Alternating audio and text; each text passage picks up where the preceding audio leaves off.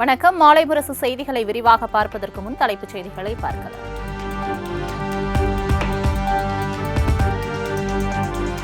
சபாநாயகர் அப்பாவு மீது அதிமுக கொண்டு வந்த நம்பிக்கையில்லா தீர்மானம் முற்றிலுமாக தோல்வி.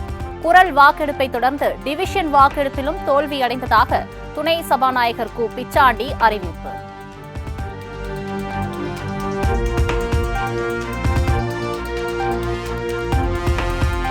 ஆளுநர் உரை மீதான விவாதத்தில் ஆளுங்கட்சியினருக்கு 25%, எதிர்க்கட்சியினருக்கு 49% பேச வாய்ப்பு அளிக்கப்பட்டுள்ளதாக சபாநாயகர் விளக்கம்.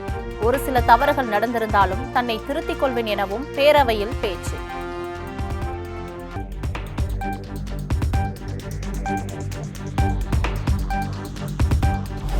கடந்த கால சம்பவங்களுக்கும் அப்பாவுவிற்கும் என்ன தொடர்பு என முதலமைச்சர் மு.க.ஸ்டாலின் கேள்வி. நாங்களும் பேச ஆரம்பித்தால் அவையில் மீண்டும் கூச்சல் ஏற்படும் என காட்டம்.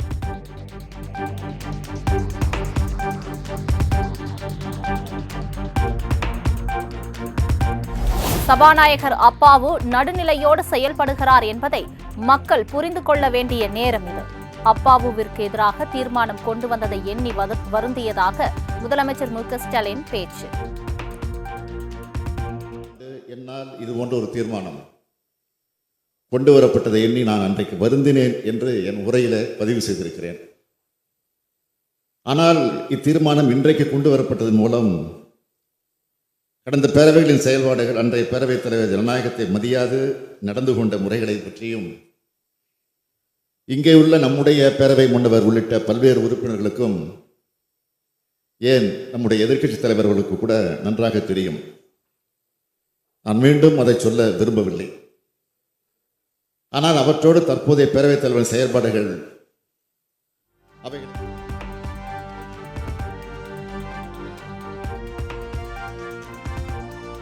உண்மைக்கு மாறான செய்தி சபாநாயகர் அப்பாவுக்கு எதிரான தீர்மானத்தில் வந்துள்ளது. அதிமுக ஆட்சியில் எத்தனை விதிமீறல்கள் நினைத்தாலே நெஞ்சு சுடுவதாக முதலமைச்சர் மு.க.ஸ்டாலின் குற்றச்சாட்டு.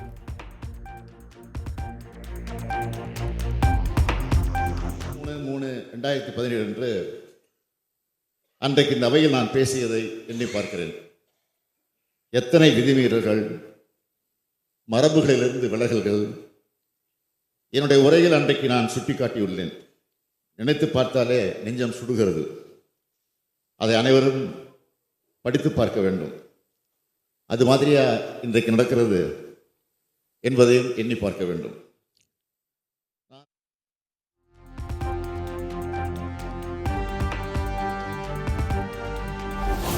பேரவையில் எதிர்க்கட்சியை பேசவிடாமல் இரட்டடிப்பு செய்கிறார் சபாநாயகர் அப்பாவு. சபாநாயகர் ஒருதலைபட்சமாக நடந்து கொள்வதாக எதிர்க்கட்சித் தலைவர் எடப்பாடி பழனிசாமி குற்றச்சாட்டு.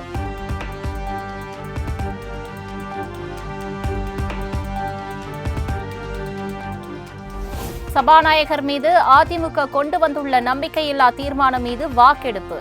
முன்னாள் முதலமைச்சர் ஓ பன்னீர்செல்வம் தரப்பு எம்எல்ஏக்கள், முன்னாள் அமைச்சர் செங்கோட்டையன் ஆதரவு.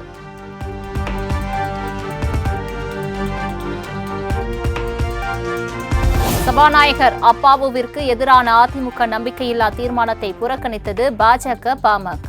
பாமக எம்எல்ஏக்கள் 5 பேரும் பேரவைக்கு வராத நிலையில் பாஜக உறுப்பினர்கள் போராட்டத்திற்கு சென்றதாக தகவல்.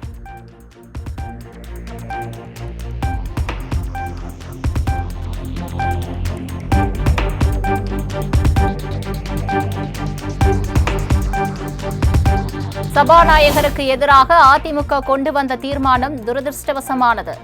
திமுக கூட்டணி கட்சிகளான காங்கிரஸ், விசிக, இந்திய கம்யூனிஸ்ட், மார்க்சிஸ்ட் உள்ளிட்ட கட்சி உறுப்பினர்கள் பேச்சு.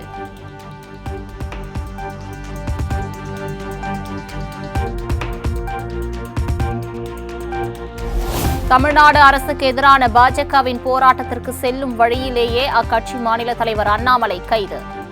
சென்னை அக்கரை பகுதியில் வைத்து அண்ணாமலையை தடுத்து நிறுத்தி கைது செய்தது காவல்துறை.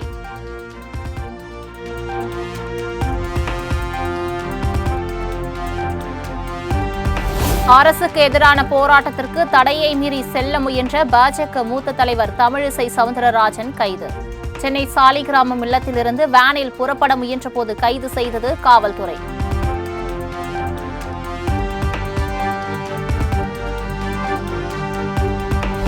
பாஜகவினரை போராட விடாமல் வீட்டு காவலில் வைத்த காவல்துறையை கண்டித்து பாஜகவினர் போராட்டம். தலைமை செயலகத்தை முற்றுகையிட முயன்றதால் காவல்துறையினர் கைது நடவடிக்கை.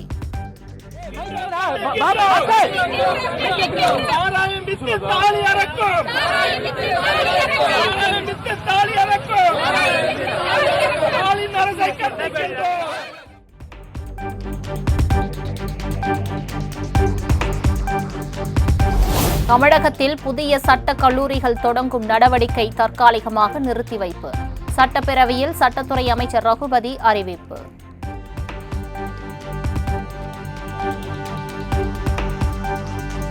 வேண்டும் என்று சொன்னால் குறைந்தபட்சம் 10 ஏக்கர் நிலம் வேண்டும்.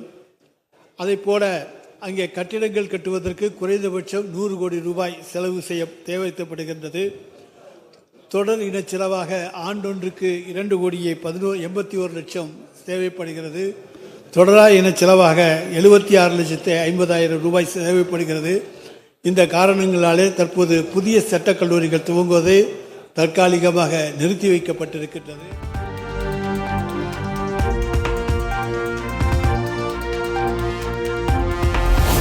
சட்டமன்ற வளாகத்தில் அதிமுக சட்டமன்ற உறுப்பினர்களுடனான எடப்பாடி பழனிசாமி ஆலோசனை கூட்டத்தை புறக்கணித்தார் செங்கோட்டையன்.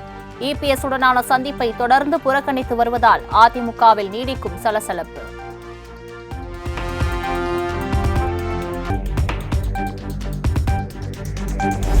செங்கோட்டையனை சமாதானப்படுத்த அதிமுக மூத்த நிர்வாகிகள் மீண்டும் முயற்சி. சட்டப்பேரவை வளாகத்திலேயே மாறி மாறி சமரச பேச்சுவார்த்தை நடத்தும் முன்னாள் அமைச்சர்கள்.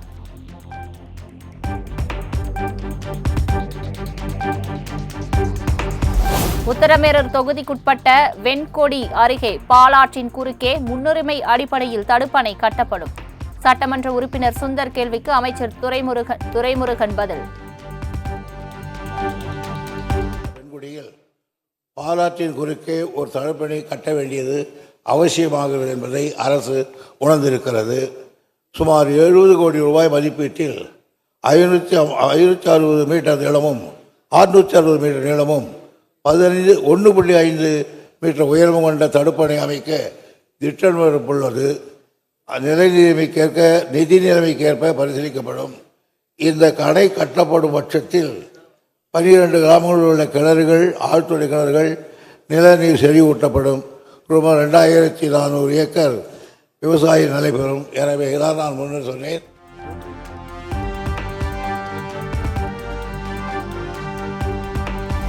அமைச்சர்கள் பெரிய கருப்பன், சிவசங்கருக்கு எதிரான வழக்குகளை ரத்து செய்து சென்னை உயர்நீதிமன்றம் உத்தரவு.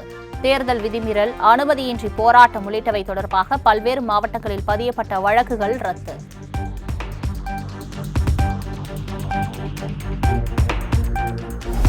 சென்னையில் ஆபரண தங்கத்தின் விலை சவரனுக்கு 80 ரூபாய் குறைந்து 65,680க்கு விற்பனை.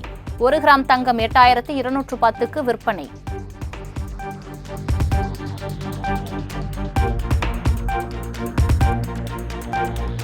சாதிவாரி கணக்கெடுப்பு மற்றும் பஞ்சமி நில மீட்பை வலியுறுத்தி திருப்போரூரில் சீமான் தலைமையில் நாம் தமிழர் கட்சியினர் பேரணி. மாநில அரசுகளே சாதிவாரி கணக்கெடுப்பு நடத்தலாம் என உச்சநீதிமன்றமே கூறிய பிறகும் தமிழக அரசு மறுப்பது ஏன் என்று கேள்வி. எங்களால் முடியாத அந்த உரிமை இந்திய ஒன்றிய அரசுதான் எடுக்க வேண்டும் என்று சொல்வார்கள். இவர்கள்தான் மாநில தன்னாட்சி, மாநில உரிமை என்று முழங்கியவர்கள் அவர்கள்தான். எங்கே மாநில உரிமை? அப்போ சாதிவாரி உன்னால் கணக்கெடுக்க முடியாது. ஆனால் வீடு வாரியா ஓட்டு எவ்வளவு எண்ணி நோட்டுக்கு கொடுக்க உனக்கு எப்படி முடியுது? இந்த வீட்டுல இத்தனை ஓட்டு இருக்கு என்று எண்ணி சரியாக ஓட்டுக்கு நோட்டை கொடுக்க உன்னால முடிகிற உன்னால் சாதிவாரி கணக்கு எண்ண முடியாத?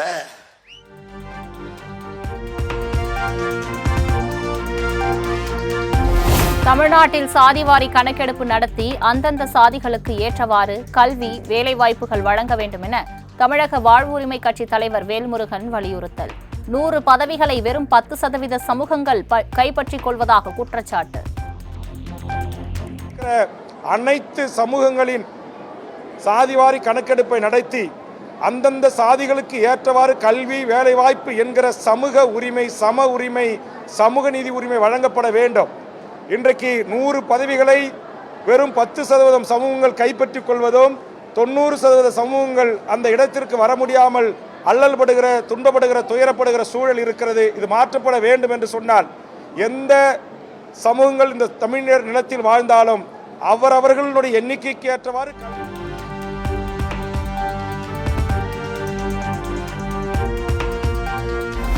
சென்னை கோட்டூர்புரத்தில் ரவுடிகள் வெட்டி கொலை செய்யப்பட்ட சம்பவம். 3 தனிப்படை அமைத்து போலீஸ் தீவிர தேடுதல் வேட்டை.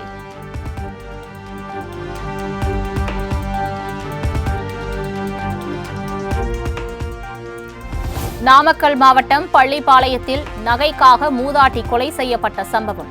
இளைஞர்கள் 2 பேரை கைது செய்து போலீசார் விசாரணை.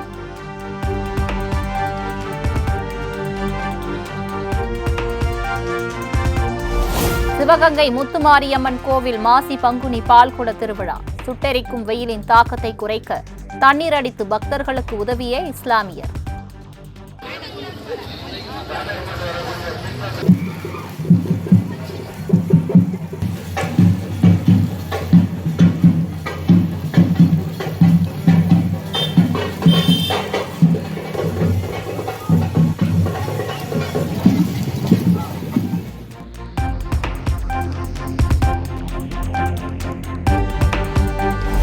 கும்பகோணம் அடுத்த ஒப்பளியப்பன் கோவிலில் பங்குனி பெருவிழா கொடியேற்றத்துடன் தொடக்கம்.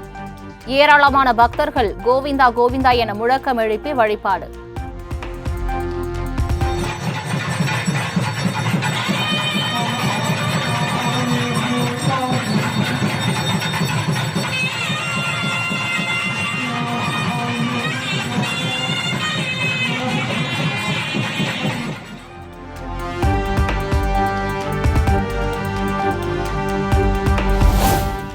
வக்பு வாரிய திருத்த சட்டத்துக்கு எதிராக டெல்லி ஜந்தர் மந்தர் பகுதியில் இஸ்லாமிய அமைப்பினர் போராட்டம்.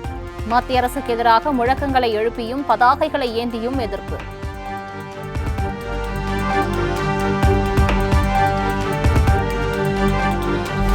கேரள தலைமை செயலகத்தை முற்றுகையிட்டு ஆஷா தொழிலாளர்கள் போராட்டம். பல்வேறு கோரிக்கைகளை நிறைவேற்ற வலியுறுத்தி முழக்கம்.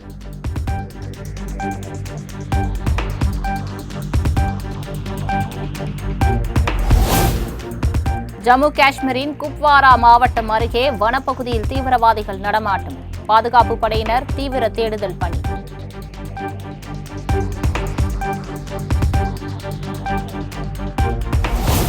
சுனிதா வில்லியம்ஸ் நாளை மாலை பூமி திரும்புவார் என எதிர்பார்ப்பு. சர்வதேச விண்வெளி மையத்தில் உள்ள சுனிதா வில்லியம்ஸ் மற்றும் வில்மோரை பூமிக்கு அழைத்து வரும் பணிகள் தீவிரம்.